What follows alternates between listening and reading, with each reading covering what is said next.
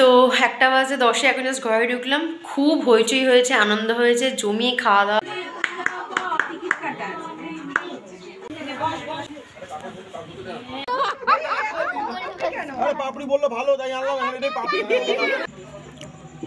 মোটামুটি আমি হয়ে গেছি রেডি, খুব হালকা মেকআপ।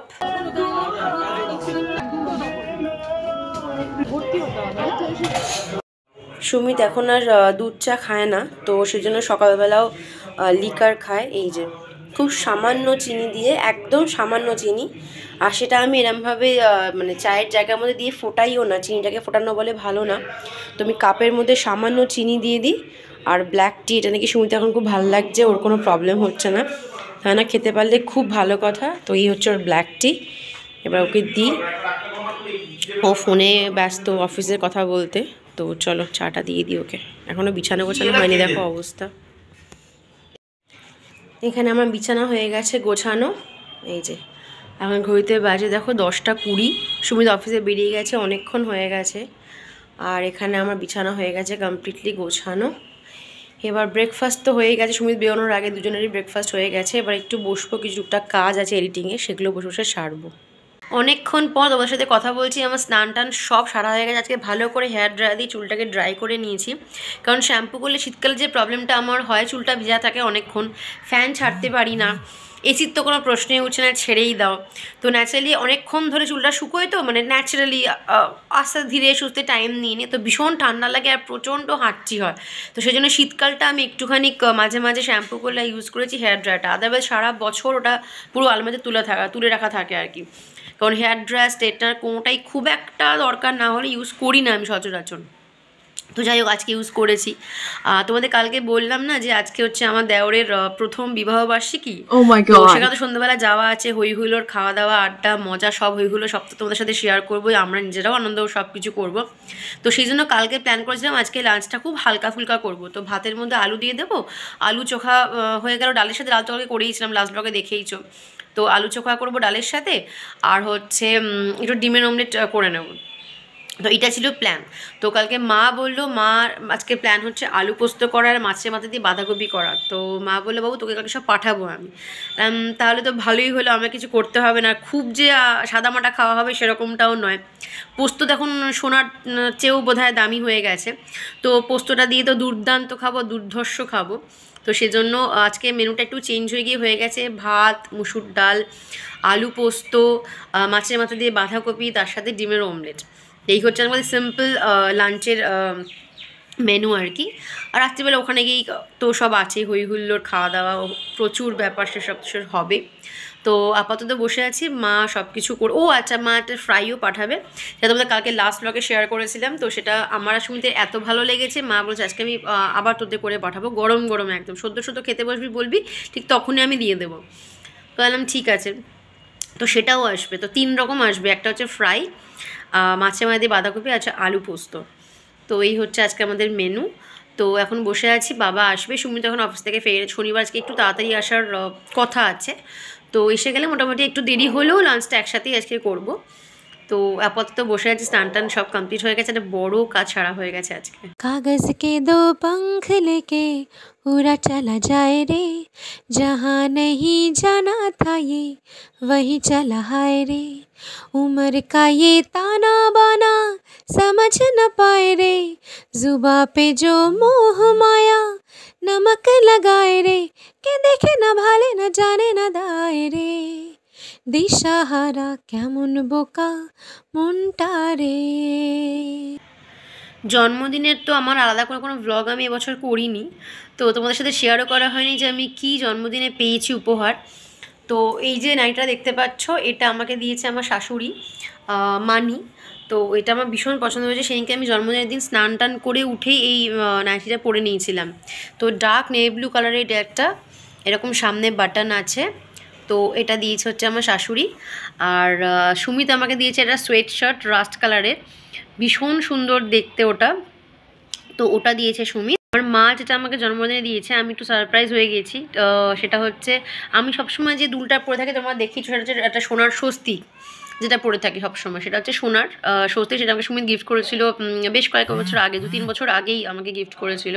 তো সেটা আমি সবসময় পরে থাকি, রাফ ইউজ। আমি খুব একটা ঝুমকো দুল বড় ঝোলা এইসব খুব একটা পরতে পারি না, আমি বসা কানের খুব পছন্দ করি। তো ওই স্বস্তিটা কিনেছিলাম, ওটাই আমি সবসময় পরে থাকি। তো মা আমাকে দিয়েছে হচ্ছে এবার এটা, এই যে দেখতে পাচ্ছ কি এরকম একটা কানের। তো এইটা আমাকে মা এবছর দিয়েছে, এই যে দাঁড়াও চুলটার জন্য দেখতে পাচ্ছ না হয়তো, এই যে। তো এই দুলটা মা এবছর দিয়েছে আমাকে জন্মদিনে। তো ওইটা যেহেতু বহু বছর পরে আছি টানা স্বস্তিকটা, এটা ওটা চেঞ্জ করে এখন এটাই পরে থাকি। তো জন্মদিনটা খুব স্পেশাল ছিল, সকাল সকাল মানি ফোন করেছিল, জন্মদিনে উইশ করেছিল। এইটা আমাকে অ্যাডভান্সে পাঠিয়ে দিয়েছিল আগেই। তো স্নান করে উঠেই ফার্স্টে এটা পরেছিলাম। সুমিতের গিফটটা পেয়েছি, এটা একটা গিফট পেয়েছি। তো সব মিনিমাম জন্মদিনটা ভালোই কেটেছিলো, বাট হ্যাঁ শেয়ার করা হয়নি তোমাদের সাথে। তো জানি না কোনো ক্লিপিং নেওয়া আছে কি না, যদি থাকে কোথাও না কোথাও কোনো না কোনোভাবে আমি শেয়ার করে দেবো তোমাদের সাথে, যে মার বাবা কী অ্যারেঞ্জমেন্ট করেছিল খাওয়া দাওয়ার দিক থেকে। তো সন্ধেবেলা এখন মোটামুটি রেডি হচ্ছি, এখন হইতে পারছে 6:30, 6:35-6:40 মতন। তো এই কুর্তিটা আজকে পরলাম, এই কুর্তিটা ভাইফোঁটাতে আমার সেজমাসির ছেলে মানে দাদাসোনা ডাকি আর কি, দাদাসোনা দিয়েছে আমাকে। তো এই হচ্ছে কুর্তিটা, এমনি সব ঠিক আছে, বাট এই জায়গাটা না গলাতে বসছে না সামহাউ, এটা কেন এরকম হয়ে আছে বুঝতে পারছি না। এই যে এই জায়গাটা এরকম হয়ে আছে, এটা বসছে না। তো ঠিক আছে, এমনি আদারওয়াইজ শেপ টেপ সব ঠিক আছে, সাইজ আমার সবই পারফেক্ট হয়ে আছে, শুধু এটা একটু বসলে বোধহয় গলাটা বেটার দেখতে লাগতো। তো যাই হোক মোটামুটি ড্রেস হয়ে গেছে, এবার মুখে হালকা মেকআপ করবো, যেহেতু বাড়ির অনুষ্ঠান আর বাড়ির মধ্যেই অনুষ্ঠান, সাজার সেরকম কোনো প্রশ্ন উঠছে না খুব একটা আহামরি, মানে যেটুকু বেস্ট মেকআপ করতে হয় সেটুকু করবো আর কি।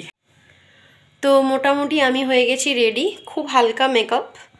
তো মেরুন কালার যদি পরেছি তার সঙ্গে কন্ট্রাস্ট করে, মানে ম্যাচিং করে, কন্ট্রাস্ট না সরি ভুল করে, ম্যাচিং করে মেরুন কালারের কার্ডিগান পরে নিয়েছি। আর যদি যথেষ্ট ঠান্ডা, ফিরতে রাত হবে, তো সেজন্য প্রোটেকশান একটা টুপি তো রাখতেই হয় যাতে মাথাটা ঢাকা থাকে। আর ভাবছি একটা স্টোলও নিয়ে নেবো, কারণ গলাটা পুরো ওপেন থাকছে, কারণ এটা তো এরকম টাইপের শেপ, তো এইখানটা পুরো ওপেন থাকবে, তো তাহলে গলাটা অ্যাটলিস্ট ওপেন থাকবে না। তো এটাই ভেবেছি আপাতত। তো এই হচ্ছে আমার ফাইনাল লুক, বেজ কালারের লেগিংস দিয়ে এই কুর্তিটাকে পরেছি, এই যে এটা পরেছি, আর এই হচ্ছে ফাইনাল লুক আমার। তো আমি হয়ে গেছি রেডি, সুমিত রেডি হচ্ছে, হয়ে গেলে বেরিয়ে যাব।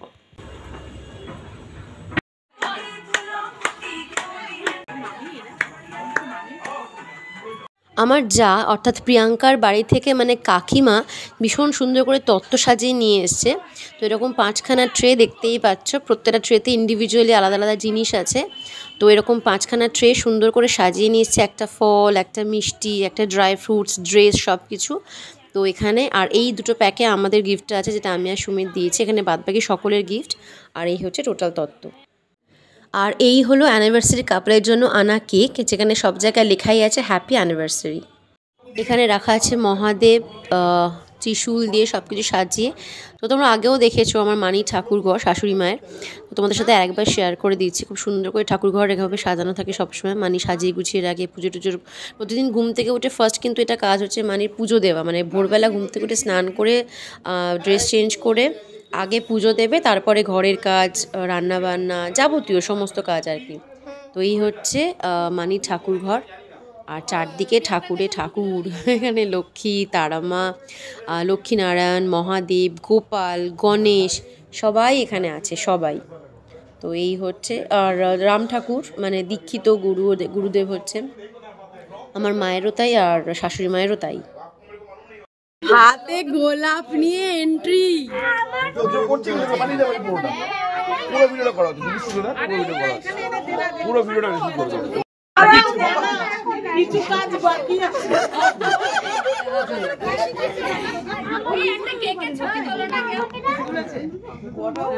তোকে তো দেবো, তোকেই দেবো, তোকেই দেবো, দুটোই তো কাটো, কাটাটা দেখিস যেন।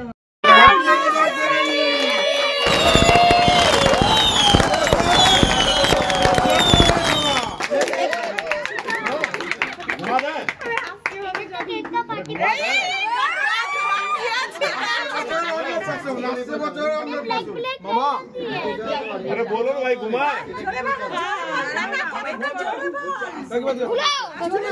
दीजिए मुझे दीजिए काकीमा घुमा दे हाँ घुमाइए আরে পাপড়ি বললো ভালো তাই আনলাম এটাই পাপড়ি এই সবাই কাকি বাকি সবাই মামি মামি সবাই এই দুটো টাকা ফার্স্ট এ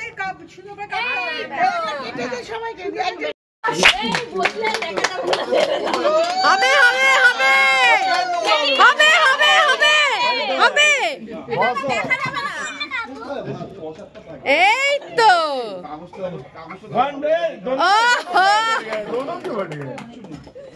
अरे तुम ही दादा বসেই থাকি সব সময়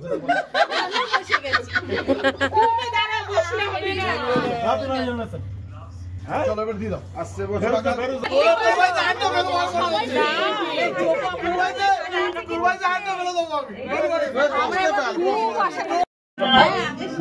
শিখছে অলরেডি বন্ধুর একটা গাড়িতে ওর তার ফোন লাগিয়েতে ভর্তি হতে হবে প্রিয়া প্রিয়া প্রিয়া চলে প্রিয়া আমি পারবো না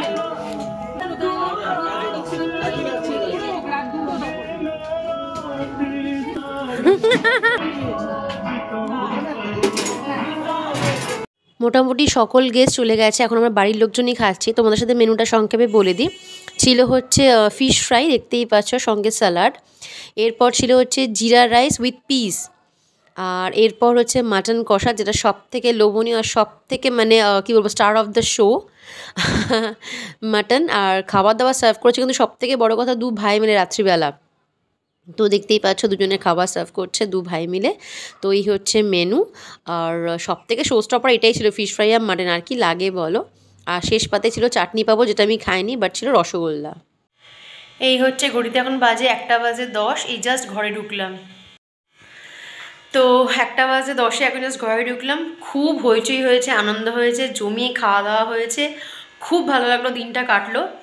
তো ছোটেকে মানে আমার দেওরকে আর প্রিয়াঙ্কাকে আজকের দিনের অনেক অনেক শুভেচ্ছা জানাই আবারও ব্লগের মাধ্যমে আরেকবার। খুব ভালো কাটুক ওদের জীবনটা, হ্যাপি কাটুক। তো চলো আজকের ব্লগটা এখানে এন্ড করছি। ডেডলি টায়ার্ড একদম আমি, আর শরীর চলছে না, বিশ্বাস করো। ওখানে প্রায় ঘুমিয়ে পড়েছিলাম যখন শুয়েছিলাম, মানে শুয়ে ফোন খাচ্ছিলাম, তখন ওরা খাচ্ছিল, লাস্ট ছোটে আর সুমিত খাচ্ছিল। তখন আমি চলে এসেছিলাম, তখন মাথাটা খুব যন্ত্রণা করছিল। তো প্রিয়াঙ্কা তুমি নিজেকে একটু শুয়ে থাকো। তো আমি শুয়ে মানে ফোন ঘাটতে ঘাটতে না চোখটা লেগে যাচ্ছে, ঘুমিয়ে পড়ছি বলছি না, বাট চোখটা লেগে যাচ্ছিলো, এত টায়ার্ড ফিল লাগছিলো। তো যাই হোক, এবার তো শোয়ার পালা।